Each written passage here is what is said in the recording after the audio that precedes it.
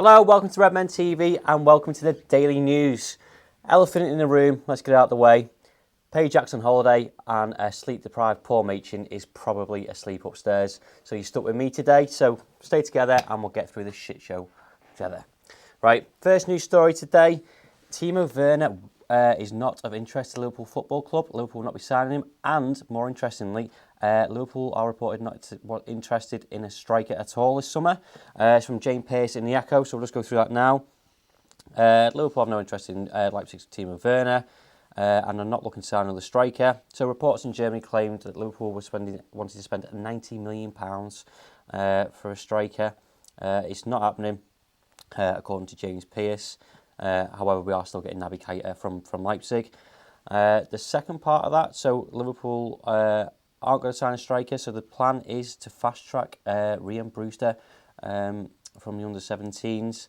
I think Liverpool got a little bit of a problem in the summer in terms of that. Yes, we'd all love Timo Werner at Liverpool because he's amazing and he's banging in goals for Leipzig, but they're going to find it difficult to encourage someone to come to the club who's ultimately going to be playing second fiddle to Roberto Firmino. So a £90 million is a lot of money to spend. I'd rather see that on a DM and ultimately a Coutinho replacement, someone who can play at a 10 or someone who can play out wide on top of that. And I think, can you convince someone else as well? Timo Werner is a first-team starter for Leipzig, and they're in Europe, and they're doing well in the German league.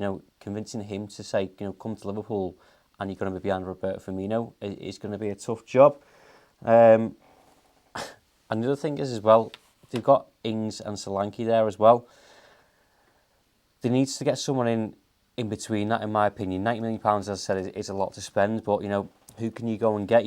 I don't think you can rely on Ings and Solanke yet. Between the pair of them, they haven't scored a goal between them. It's hard for them to get game time behind Firmino, but it would be nice to have that reassurance, especially as we're going to look to push on in the league next year, give more of a title challenge, and again fight on all fronts in the cups. Ryan Brewster as well is an interesting one. I feel it's a lot of pressure to put someone on, to put him under.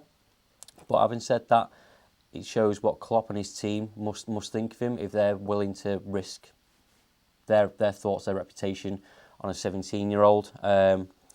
We'll have to see how he gets on. Let us know your thoughts on all this. There's been a mixed response on social media. Some people just saying, just pay the £90 million if you want to be the best, you want to compete with the best. Ultimately, you pay the most amount of money. Some other people have echoed what I've already just said of, go and spend it in other places. I know, maybe have faith in Ryan Brewster as well. The other side to that is you look at what Klopp and his team have done with Andrew Robertson. You could argue a little bit of Karius as well this season. Can he develop Ryan Brewster into a goal machine, which he already is? And the other thing is you've got Divock Origi and Daniel Sturridge to come back as well. Yeah, that's not going to happen, is it? Next story, Emre Can. £200,000 a week. Also reported in the Echo as well, Pearce, and it was reported in the Mirror, actually, it broke over the weekend. Liverpool, Emre Can is reported to want £200,000 a week.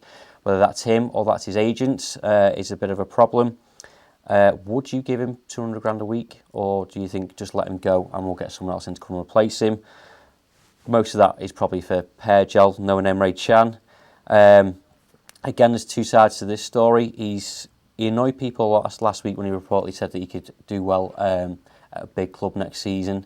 It appeared to be a bit of a sly dig at Liverpool in some people's minds. I don't think it was. I think it was taken out of context. But if you start paying Emre Can £200,000 a week, you're going to have to do the same for Sadio Mane. You're going to have to do the same for Salah, Roberto Firmino. There's probably one or two others you could argue would deserve more money than he's on. And that's the problem. Liverpool and FSG probably don't want to break that model. It gives players power and they're not willing to do that. I think he's running down his contract and he's still assessing his options. And as I mentioned before, he was quoted a couple of weeks ago saying he said what he wants and he lets his agents do the work. And I think if you let your agents do the work, ultimately they look out for their best interests. And if it's in their best interest for him to go free and go somewhere else in the summer, they're getting a wedge of money regardless. They'll get a signing on fee. They'll get commission on top of that. So I think it's a bit of I don't know, a missight from a chance to say that and to do that. Ultimately, I think you decide your destiny and where you want to be. I think he's played a lot of football this season.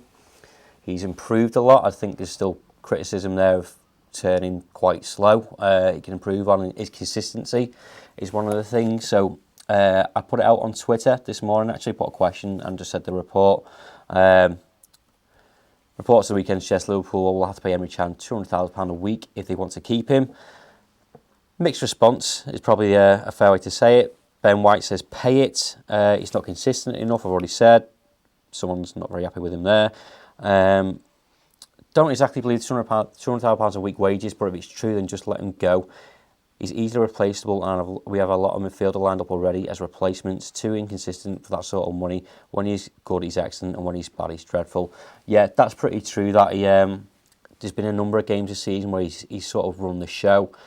He's bossed it. He's looked up for it. I think Hoffenheim at home earlier on in the season, he was just incredible. I know he got man of the match for that game, but there's been a handful of others where he's kind of stood out, and which is probably more frustrating for Liverpool fans. The fact that he's grown this season, he's developed, he's improved, and then to let him go for free to somewhere else is a bit of a kick in the teeth. This is one last interesting comment, just on the Twitter from Lewis Jones. It says, something tells me that the Liverpool PR machine is starting to smear the campaign against Emre to cover the embarrassment of letting a player enter his best years, being able to leave on a free.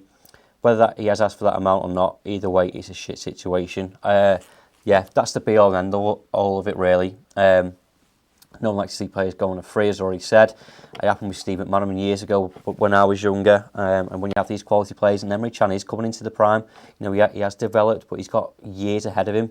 He wants to push on to international level and be a regular member of the German national team.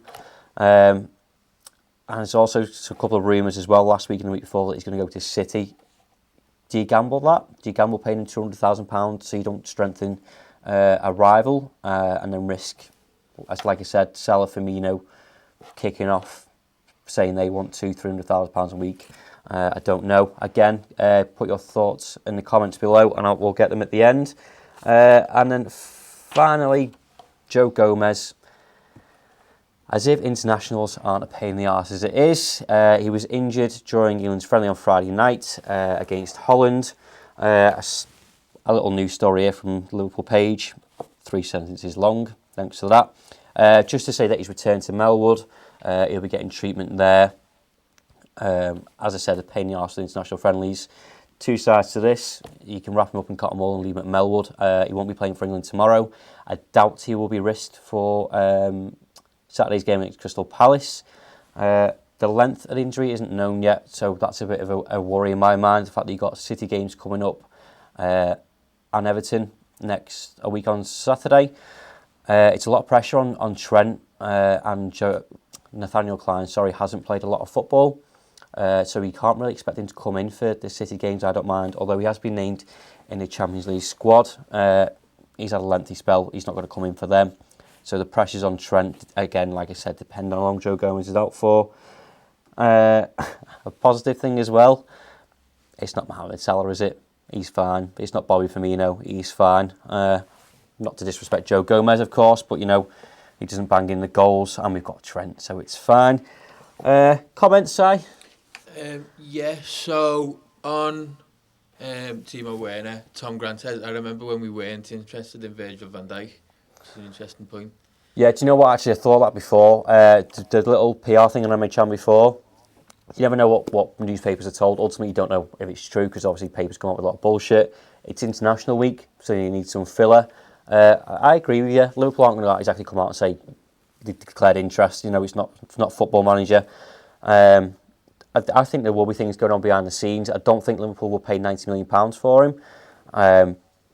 But yeah, it could be agents talking as well. Last week it was Liverpool were interested in Timo Werner. Again, as you probably guessed, I don't like agents. They could go to newspapers and say, Liverpool got interested in him to try and get up a rivalry bids with other clubs going on. Personally, I would love to see him at Liverpool. I don't think for £90 million, but I think you need to go into next season's campaign and people look at our team sheet and go, well, Firmino's injured, who have you got? I don't feel Ings and Solanke do that at the minute, and I don't think they get enough game time in their defence. You know, Danny Ings nearly scored the other week, and no one praised for him to score, but when he's playing 30 minutes, 20 minutes, it's hard for him to get into the game.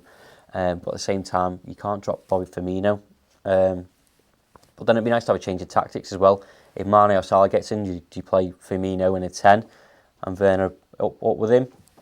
I don't know, but we'll have to see how it pans out over the summer. Any more? Yeah, so I said, do we need a better replacement than Ings and Solanke for Firmino? And Steve Gerrard says, no, we need to be sorting out the midfield and defence. And Marty20 said, yeah, I think we need to improve the positions causing us problems first before we improve what is already one of the best attacks in the world. Yeah, so I touched on that again before as well. I think DM is probably priority for us, especially if Emre Can goes to, I don't know, City or wherever he wants to go. A proper DM, we've been linked with Jorginho, there's a couple of others, and Diddy's another one, been linked with over recent weeks. I'd rather see some money spent on them, and like I said before, ultimately a Coutinho replacement, so someone that can cover that left side, or he didn't play much on the right, but it'd be nice to have some versatility and some options. Again, the 10, if Sadio Mane, Salah or Firmino gets injured, like you just said in the comments there, that's priority for me. It's a long season, and I think we've been really lucky that they haven't picked up many injuries. No, Mane was injured, but besides that, touch wood, we've been fine this season.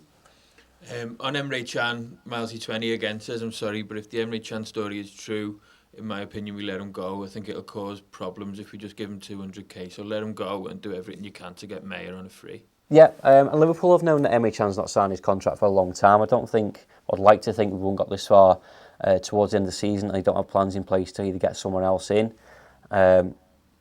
Looks like he's going. He made his bed. He can line it. He can go. To be fair to him, he's fulfilled his contract. He's played every game. His performances haven't dropped. Yeah, let him go, but he can't go demanding £200 a week, £200,000 a week. Like I said, if it's true, it just gives license for the people to go forward and take control of their wages, and it gives agents, again, you know, they'll be nudging the players along, going, well, he's on £200,000 a week. Next time your contract's up, you're asking for that. You're asking for more. Liverpool don't want it. The other side to that is as well, look at other players like Alex Oxlade-Chamberlain, for example. No, I know he doesn't play as much as Emre Can does, but in the summer he turned down bids from Chelsea, another contract extension from Arsenal. I think there's one of the other two clubs for less money to come to Liverpool, and I think ultimately that's what Klopp wants. He wants players in his side that want to play for the club regardless of what they're getting paid. Obviously, this has to be competitive, and you see other players of their standard, and they kind of want what they're after. But it affects harmony and a team spirit. If people are just getting distracted by money. Ultimately, that's what Emre Can wants. Then fair play, let him go to somewhere else. And ultimately, if he wins titles, then fair play to him. One more. Joe Gomez, Potato LFC says we need Gomez for City. Trent will get destroyed. Yeah, like I said before, the length of spell that Gomez is out for hasn't come out yet. I like to think it's not too bad. He only played 10 minutes for England on Friday night. I said that before. Other clubs will look at that. We saw Trent was targeted against Manchester United. Look like City will probably do the same if that's the case. Like I said, it's a lot of pressure. It's a lot of game time for him as well.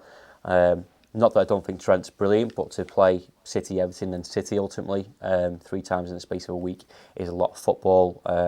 It's a lot of pressure for him as well. There's not, and I'd love to see more of them step up in them games though. Yeah, I think, do you know what, he has potential to step up. And I think the thing with the United game was, we saw, I think it was Newcastle before, James Milner was switching flanks and protecting the left back and the right back, and he didn't get that against Man United. I'd like to think a lesson has been learned from that game. I'm sure it will from Klopp and his team, and they'll assess that, and they'll probably know that they'll get targeted, so they might give him a bit more protection. Nathaniel Klein is the only other option there. Maybe James Milner at a push, but that's not going to happen. And again, he hasn't played much football at all. I know he's played a couple of under-23s games, but you can't chuck Nathaniel Klein, who's not played in all season, and go and play City, go and play Everton. Maybe he might get a run out of the weekend against Palace to give him some game time, but still it's too soon for him. So we'll have to wait and see how we get on. And I think that's it. Very well done, Ross. Yeah, we got through it. I'm off to go and change my pants, and Paul will be back tomorrow. Ta-ra.